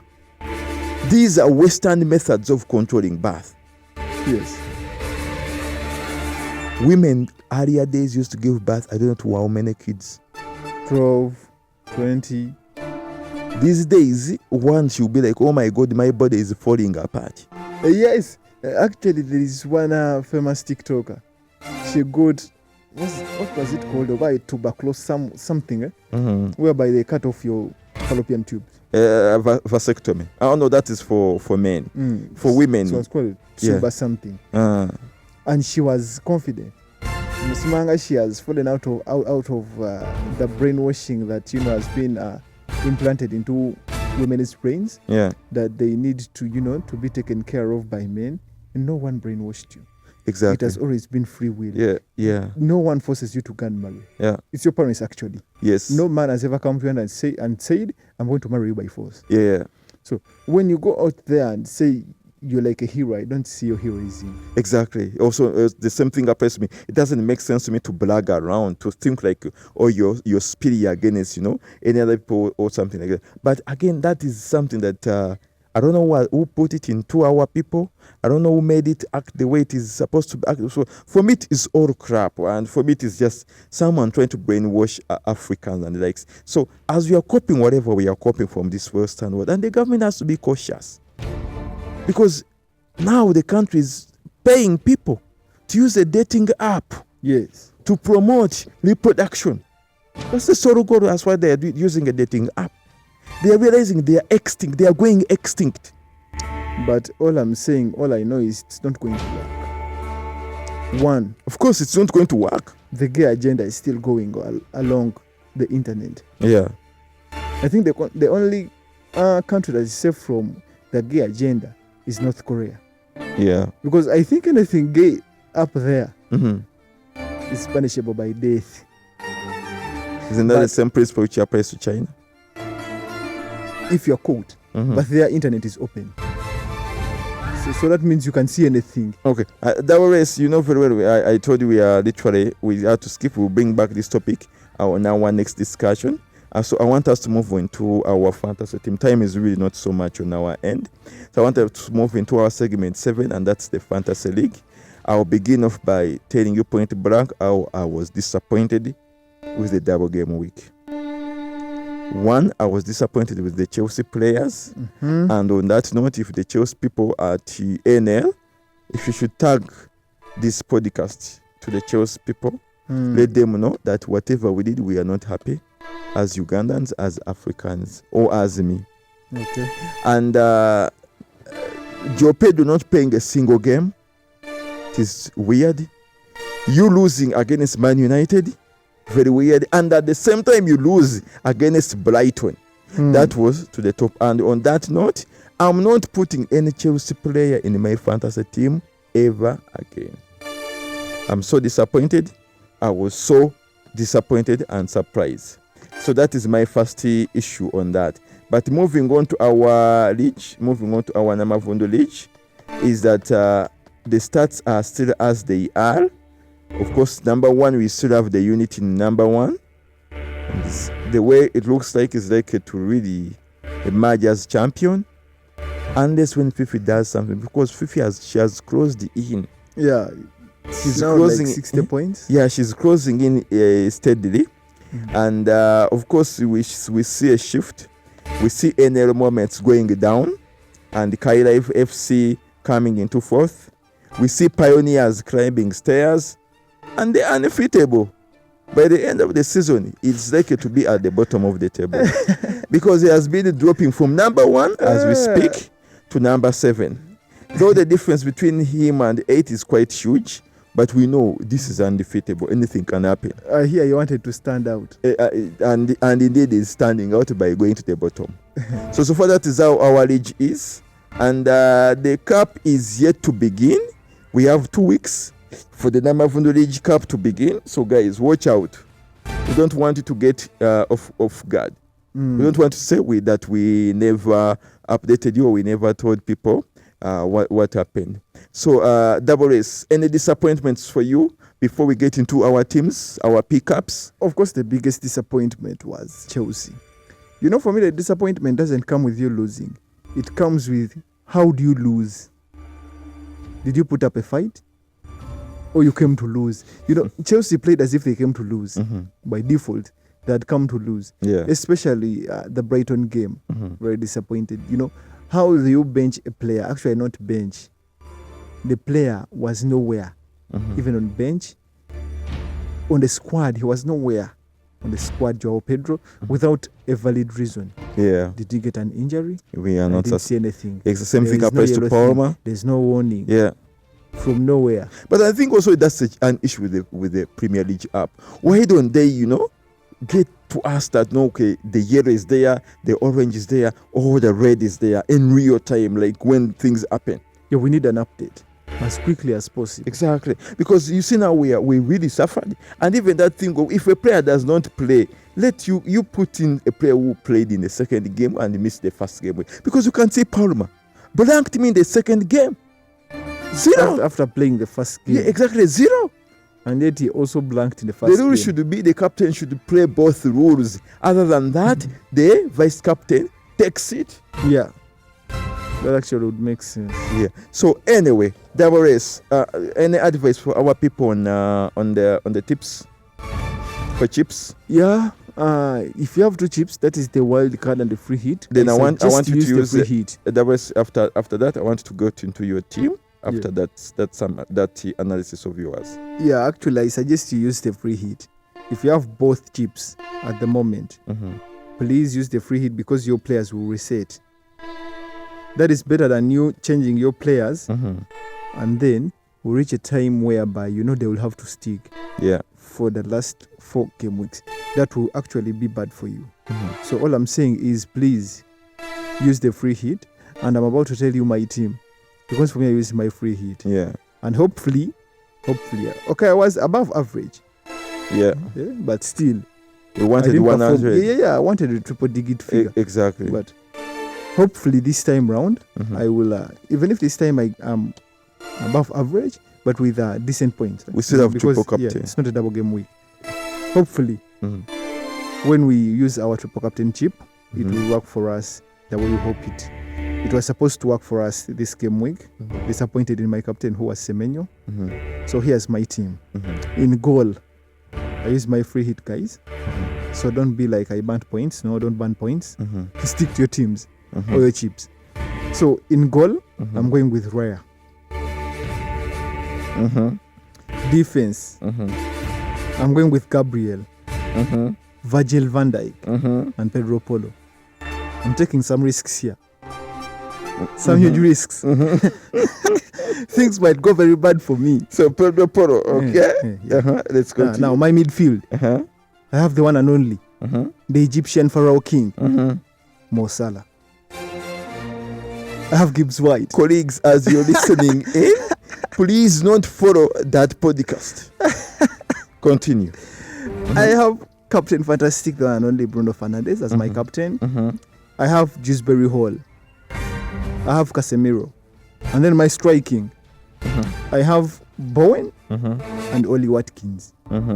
My bench, I have Kinski, the Spurs keeper. I'm making some drastic risks here. In this life, always remember to be bold. You'll be shocked if Vicario will be back. My strike on bench is Raul. And I have Heaven as a defender and Mokile. Yeah, but you know, for something which is coming into my mind, Wolves could actually, Spurs could be a thing this game week. Yeah. I'm actually taking a risk here. That's what I'm thinking. With the Spurs players. But like I said, I'm not going to follow your podcast. Anyway, on to my podcast and my team. Again, like I said, I have activated the free hit because I was going to have 3 players in my pitch, and since the season is about to end, I mean, why not? Yeah, of course. So that's one. Then in my goalkeeping, one and only Pickford, not going anywhere. I'm having Coyote, Virgil, and Gabriel in my defense. In my mid, I have Captain Fantastic, that's Bruno Fernandes. I have Gibbs White. I have Morgan Rogers. I have Dewsbury. That is my podcast. On my score, I have Hugo Jesus. Please don't change your team. I'm not changing. I'm just observing. I have Hugo Jesus. I have the one and only Holly Watkins back in my team. And like I said, Thiago in my stream. On my bench, I have Captain Raya, I have Casemiro, I have Mukweli, and I have Victor Mikolenko in my team. So, Double Race, I saw you shaking your head. Are you surprised? Of course. Oh, and my captain is one and only Holly Watkins. The thing I like about the Chiefs is because stop lamenting. Go get over it. We need them for moments like this. For the change, for the chaos. They bring the chaos into our fantasy teams and leagues because you are free to experiment, especially for the free hit. Yeah. For that one game week. Yeah. You feel the power to experiment. Yeah. And be like, for this one game week, let me buy this player and see what they can do for me. And that's why I'm saying, please, when you're using your free hit, be bold. Buy that player you feel like, first disregard all the podcasts you've heard from anyone. Yeah. And according to what you've been observing when you've been watching games, what have you seen so far? What do you think is the best player? Who do you think is the best player to put based off the pressure they are facing? Yeah, based off the challenges they are facing. But you see, you can take on the undefeatable approach, which is standing out. Use players that people are not using. In fact, all these players are like 1% selected. And you know it. And him constituting the 1%. Standing out is a risk. You either get it wrong and you face the penalty of your team falling backwards, or chikuba. Yeah. Nobera gumite, and you go to the top. Nobera humite. So it's a risk. Okay, so that was as time is catching us up, I want us to go through these predictions quickly. Okay. And colleagues, there we have a game week that is starting today at around 22 o'clock. Yeah. And that is Sunderland against Bournemouth. Your prediction? I mean, Sunderland against Nottingham Forest. Nottingham Forest. That's why I bought Gibbs White. They're in the relegation battle. Then tomorrow, Sunderland wants nothing. Tomorrow we have an early kickoff that is Fulham and Aston Villa. Liverpool, Crystal Palace. Liverpool. West Ham, Everton. Tough one. Everton. Then Wolves, Spurs. Wolves. Arsenal, Newcastle. Arsenal. And then on Sunday we have, on Monday, those games are for tomorrow. We don't have. How are we playing on Monday? We're not playing any game on Sunday. There's no game on Sunday, colleagues. And why are we the ones playing on Monday? And then these fellows are playing on Monday. I don't know why. That is Man United against Brentford. There's no question there. Please stick Man United. Please stick to Man United. So, Double Race, any closing remarks from your end? Because the show is nearly to the end. Yeah, we've spoken a lot today, so I want to sum it up in about a minute.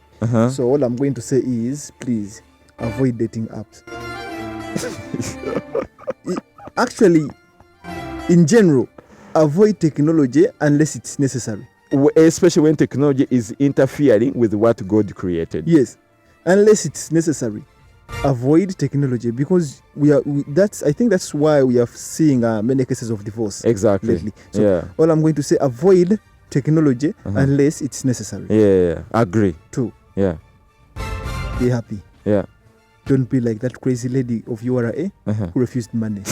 If you get the opportunity, seize it by the neck, grab it, You know, and drag it home. There's a saying which says, "Namunswali akunswazi." Yes. That lady, the good thing, she's not a Muganda. If she was a Muganda, she would understand what that statement means. Namunswali akunswazi. Even God cannot go against you by eating on your fellow ants. You know? So she had an opportunity to become rich, Yes. to take the entire family out of poverty. Yes. And she did what? She refused. She refused. Yeah? She left the opportunity to go, crying, Yes. begging her to take it. So, Banange, don't give the government money. Actually, don't give the government money unless you have to. That is taxes. Yeah. If you don't have to, don't give government money. That involves going for useless runs. Keep your money. Plan for your money accordingly. You sweat for We that don't money. want to use the word useless runs. We want to use inappropriate runs, because double S, you could organize a run. Who will come for your run? I don't want to organize one. We can organize When I one. organize something, it will be something you benefit from. Then we organize Bobi Like Wine's this run on his podcast. return. Aha. On his return, we organize Bobi Wine's run. As a chibok. Because regardless of whatever is happening in the world, the fuel prices, but always remember to be happy. Yeah. Even if we wake up tomorrow and they say no more transportation, our fuel reserves are dry, you can walk to town. Yeah. You can walk to town. We used to do that during COVID time. Yeah. Buy bicycles. Yeah. Get wheelbarrows. Yeah. Because no one is going to be driving your things to you, whether you're in the site. Omusani mmoja gusombesa wheelbarrow kuva ku lujja up to the site. Yes. So what I'm saying, regardless of what is happening, enjoy today. Okay. Live in the present. Exactly. Prices might go up, might not go up, might get contained, or might be over today, might get over in 10 years. Whatever happens, it's not the end of the world. Well, you have to know one thing. Life still moves on. Exactly. Get the smallest thing that makes you happy. Yeah. Focus on that. Exactly. And life moves on. Exactly. So those are my closing remarks. And in addition to that is that as you try as much as you can to be happy, stay healthy. Yes. Very important. Very. Stay healthy. Don't eat too much chicken. Eat more of dodo. Yes. Eat more of katunkuma. Eat more of... it's everywhere. Cassava leaves. Yeah. It's everywhere. Oh, I saw Chinese eat kalandarugu.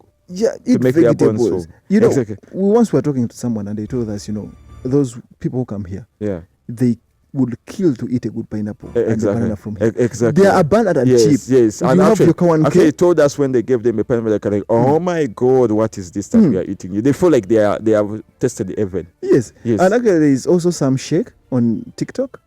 He's always fighting people who are single. But this time around, he didn't talk about single people. What he said is, you have your small money, grab that money, walk to a place where they are selling ice cream.